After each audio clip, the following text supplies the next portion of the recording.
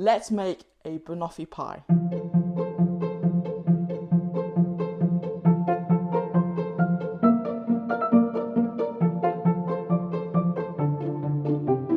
It's 70s week, yeah baby! Yeah.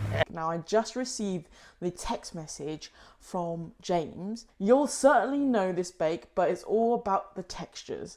So grab your disco ball and get ready for your next technical challenge inspired by the Great British Bake Off. You can't pass on it now because you have to make a perfect banoffee pie.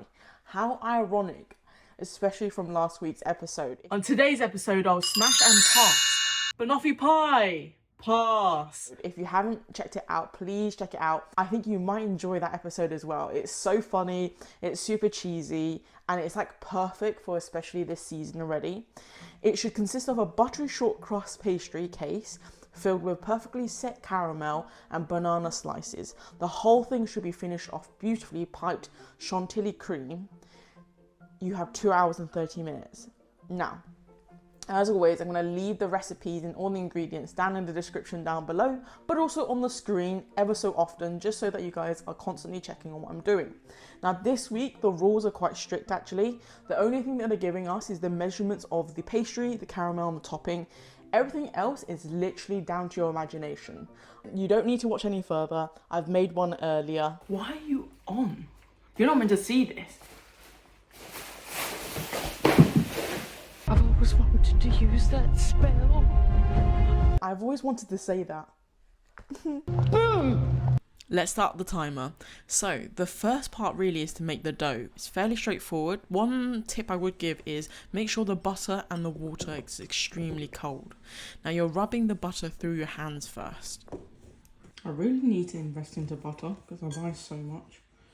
Such an investment. I wasn't lying here. Honestly, I think around about 8 kilos of butter has gone into making these series. That's a crazy amount of butter that I have been using, and I can't imagine what the baking industry is going to be like. Anyway, once you've rubbed through the flour and the butter to make this fine, dry mix, you're not to mention my dry skin as well. All you're going to do is add the water in. Make a well. Add 3 tablespoons of water. Now, if it's too dry, add about ½ a tablespoon. Don't go crazy because it's meant to be a very stiff dough.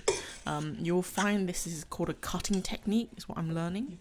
And all you're doing is essentially gathering up the dough together using a bit of pressure as well. Admittingly, that was quite violent. However, your dough will come together quite nicely. And what we're going to do is let it sit and rest in the fridge for 15 minutes before rolling it out. There's no particular rule in rolling it out. You just want it as thin as possible, around about ½ a centimetre. What do I do now if this keeps breaking? We're going to tear it and start again. Because I don't like it. There's just no way. And this is the size that we're doing. It's a pretty big old boy, so.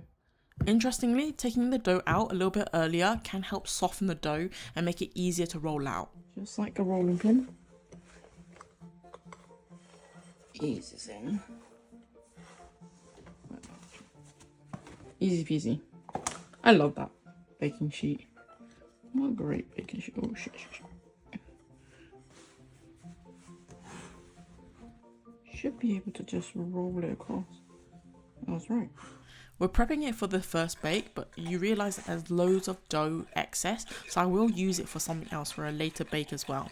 Now we're going to poke loads of holes and obviously prep it for baking. If you have trypophobia, please look away.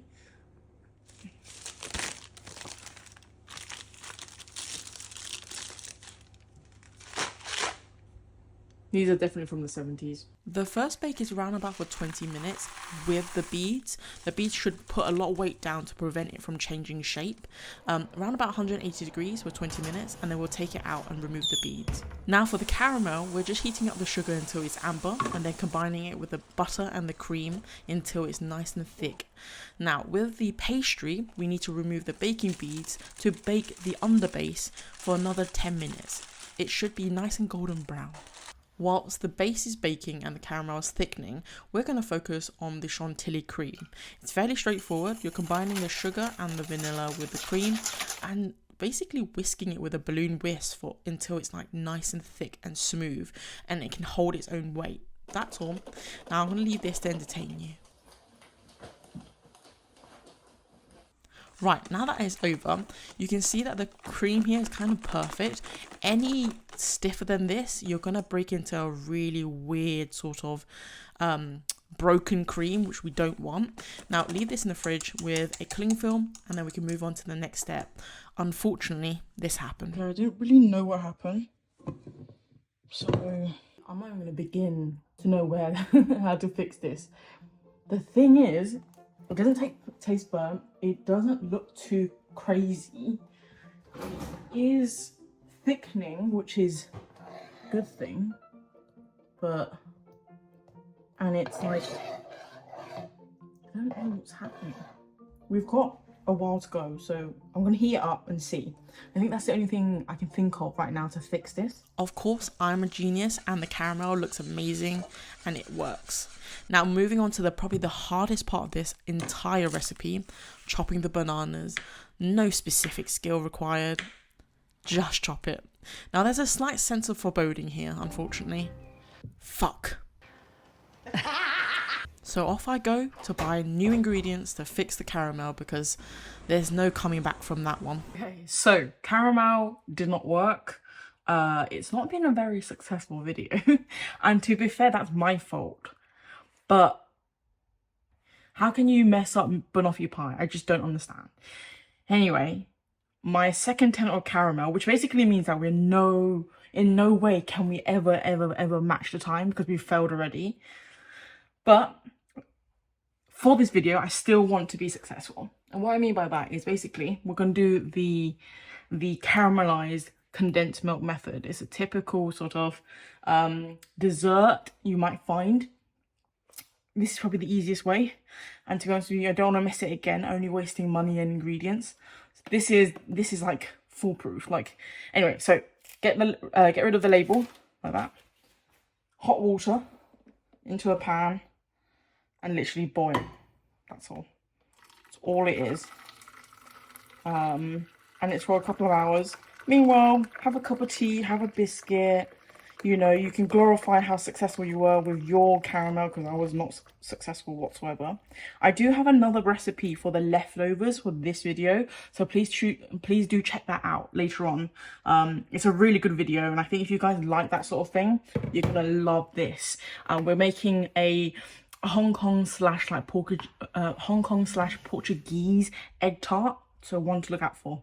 Okay, before I cry, the base turned out amazing and all it needed was a browning of around about 10 minutes and the base is solid for your banoffee pie. Okay, so it's the day after. We are going to finish the recipe now, but I just wanted to bring a focal point to all the ingredients that we kind of lost yesterday. I didn't get rid of it straight away, purely for a couple of reasons. One, it's a learning curve. I wanted to know what the oil was doing with the caramel. I didn't know whether it was like just splitting, whether if I reintroduce heat and whether it emulsify. Honestly, it was a complete nightmare, and that's why we introduced the actual method of using the condensed milk. Now, this is what the aftermath was, or this was the issue.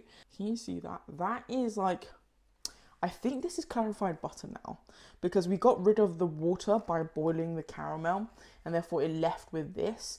I don't know if this is usable. The irony of this is that it obviously tastes like, it literally kind of tastes like ghee. And yes, I did try it. I tried it yesterday. It is not great, but I might use it for cooking or something. Now, if you guys got rid of it, honestly, don't feel guilty because it is monstrously ugly and disgusting. However, it did leave us with the actual caramel bit. Now, I have tried this. Really fascinating. Let's use the back of the spoon. Really fascinating. It's like the caramel sweet, like Werther's, but softer and almost moldable. Like, as in, like, you can ball this and like do something with it, like as a candy. Like, you can actually ball it. It's not hard enough to set, and it's not soft enough to make as a spread. Do something with it. Don't waste it. And if you did, don't feel guilty. It was, honestly, like, I felt like getting rid of it. I was so disappointed with myself. I almost got rid of it yesterday. Anyway, I suppose I should really change the video title to Dulce de Leche Banoffee pie, but I won't because it's part of the challenge. Now this took around about 3 hours to get to this caramel colour. You can go for less time if you want a lighter caramel, but honestly this was perfect for the recipe. Now I use around about half a can, which is perfect. It fills around about a centimetre's worth of caramel, which is I think that's enough, honestly. Now all we need to do is layer the caramel and the banana. The banana, there is no specific rule. Honestly, I go for a circular abstract like pattern, but you guys can go for whatever you like. Now, the one thing I did find is if you cut it slanted, there is a nicer cut when you present the dessert. But honestly, again, no rules. Now, this is the chantilly cream we made yesterday. I'm just filling a pipe bag in just so that I can get a cleaner spread of it.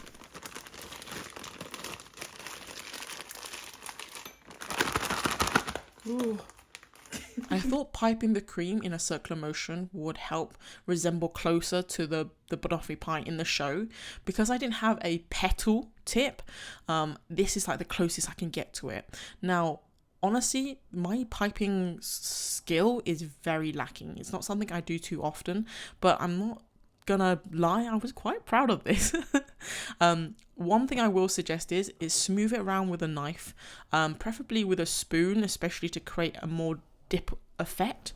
If you get a spoon and just smoosh them together,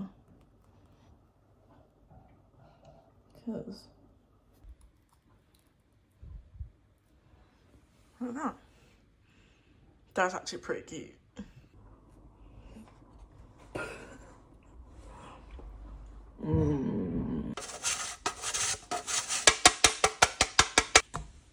In all its glory, it looks actually so good. I can't show you guys without breaking it. It looks amazing. I really am proud of the attempt. We had come through so much issues right at the end. I honestly think the caramel threw us off so much. Obviously, that we did not do it in time. I'm not really too concerned. I think if the caramel went well, I would have been in time. I would consider this as a fail, but because it turned out to look so amazing and will taste so amazing, I almost don't care about the results at the end of the day. If you guys have come this far, please leave down below an emoji of the banana to let me know that you guys have come this far. You guys are a true star baker, and thank you for watching. And of course, let's make a plate. Ooh.